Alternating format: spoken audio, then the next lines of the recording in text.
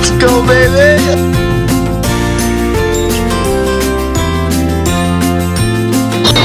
Race day, baby! Woo! Let's go!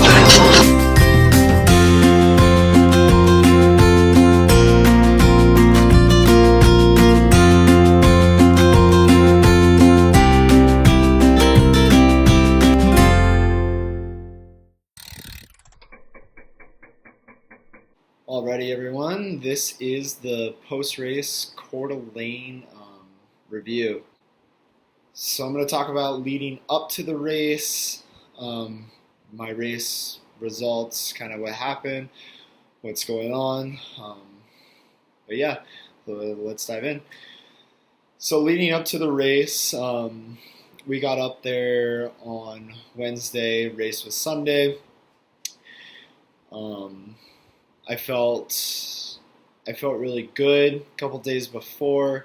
Got in a swim, a bike, a little bit of a run.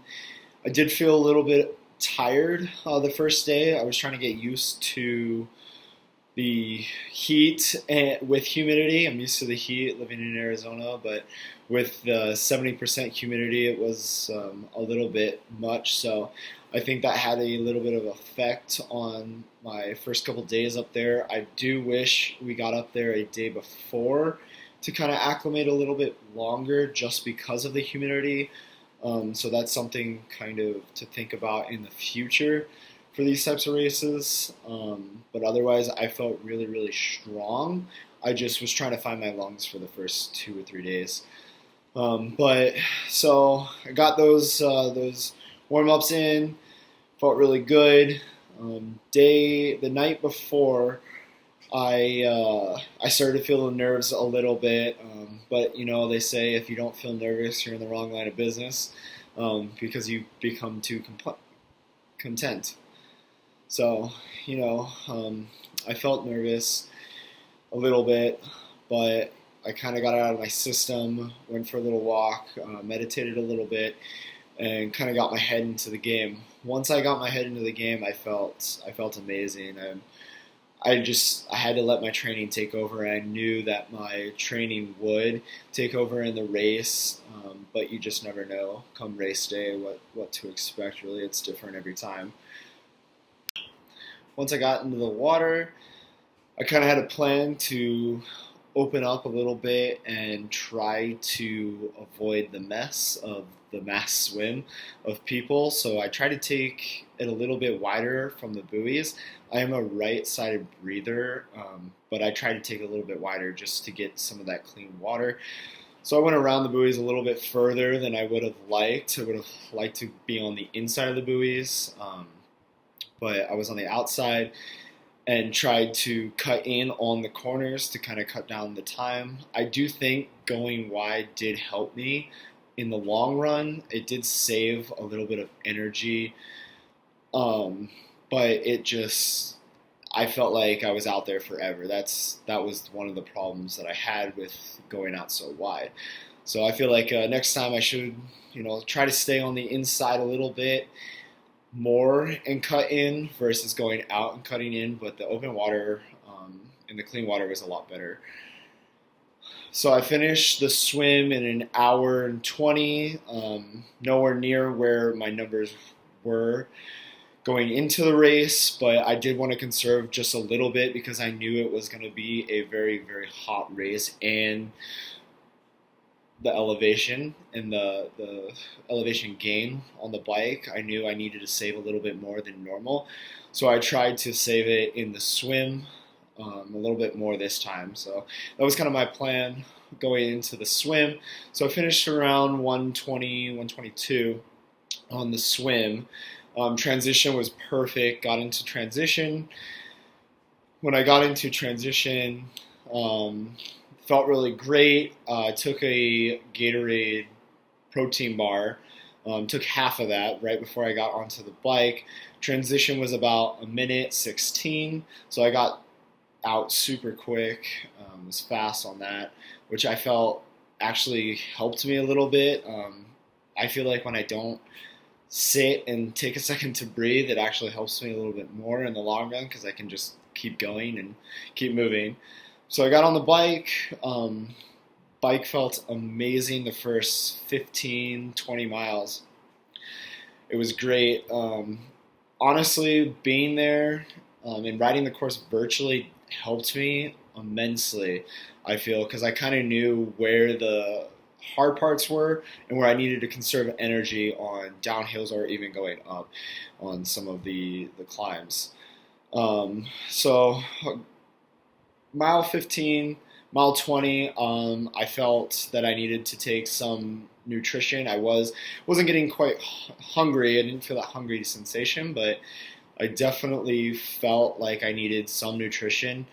So I took 2 gel packs and half a Gatorade bottle, and that pretty much helped me get through to the next 20-ish miles. Once I got around mile 40 is when it kind of all went downhill. There was an aid station right at the top of the mountain, and it was up this just amazing climb. And right on the top of the hill was that aid station. And I was coming back on the loop because it looped at mile 40. And then on the way back, there was a rider in front of me who was trying to throw away the trash to the aid station. And I just didn't see them throwing away anything. And they threw a water bottle off the bike. Didn't see it, tried to get out of the way, flipped over the handlebars and crashed, going 30, 35 miles an hour. Over my handlebars, skidded a little bit, probably 5-10 feet in front of me, landed straight on my right-hand side, and landed on my elbow and face. So when I crashed at the aid station, there was a EMT at the top who actually saw the whole crash. He rushed over and grabbed my bike, grabbed me, kind of dragged me to the side, was asking me all the questions, went through concussion protocols, asking if the bike was okay, asking if I was okay. Once he kind of saw the damage on my back and right side and on my arm, he was kind of concerned a little bit and asked if I wanted to pull myself out of the race. And I said, nope, bike's good to go. Can we just patch me up the best we can? And I'll get back out there. So he patched me up pretty quickly. I got back on the bike. And just sped away as fast as I could, just trying not to think about how much I was actually in pain and just kind of get back on the bike. So it was on a downhill that kind of helped me get through the next 20, 25 miles-ish. I knew my arm was bleeding pretty bad at this point when I get to the bottom of the hill. So I had to find another EMT so they could try to patch my arm back up and try to get me back on the bike as much as possible. So around mile 60, I did find a EMT who patched up my arm again and kind of cleaned me up a little bit better. Took a little bit more time. Ran through all my gears again, made sure that all my gearing was okay. Bike seemed fine. I was bleeding on my right arm and right cheek pretty bad. So we fixed those up, got back on the bike, did about another 15, 20 miles-ish, and I started to be in severe pain where I couldn't even put any pressure on my right side. I couldn't even sit on the saddle. I kind of moved to the left side of the saddle a little bit. Tried to stay out of aero as much as possible. I couldn't put any pressure on my right arm at all at this point. I knew something was bad. Something was hurt. I knew it was bad. So at this point, I'm contemplating what to do next. There's only so much I can do. Whether do I finish? Do I keep going? So I try to keep going. I go for another about 15 miles or so, trying to find another EMT to reevaluate me and ask, what should I do? What's the best action here? Kind of give them a rundown of what went on. And so once I found an EMT, we were probably about mile 90 in, 85, 90 in on the bike. And I found an EMT who was like we should pull you to get evaluated on your arm. I know it sucks, but it kind of is what it is. But it is ultimately up to you. And so I told him, I was like, well, at this point, I mean, I can't even put any pressure on my right side. Can't sit on the saddle. I can't even lean on the arrows. Couldn't even put any pressure on my wrist out of arrow. So it was just one of those decisions that I had to make, that I did have to pull out of the race and kind of get evaluated.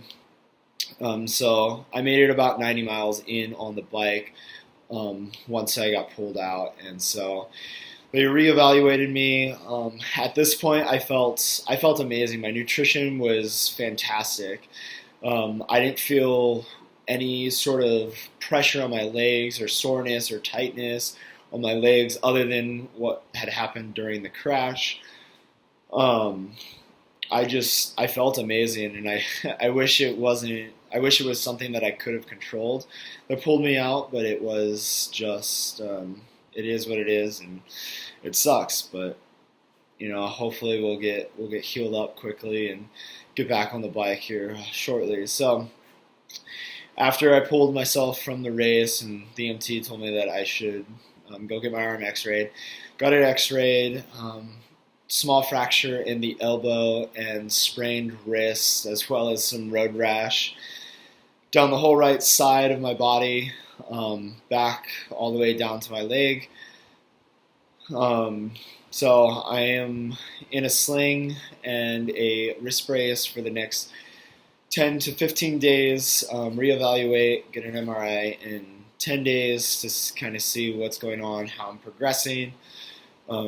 See if the elbow is healing as fast as we predict here, and we'll kind of go from there.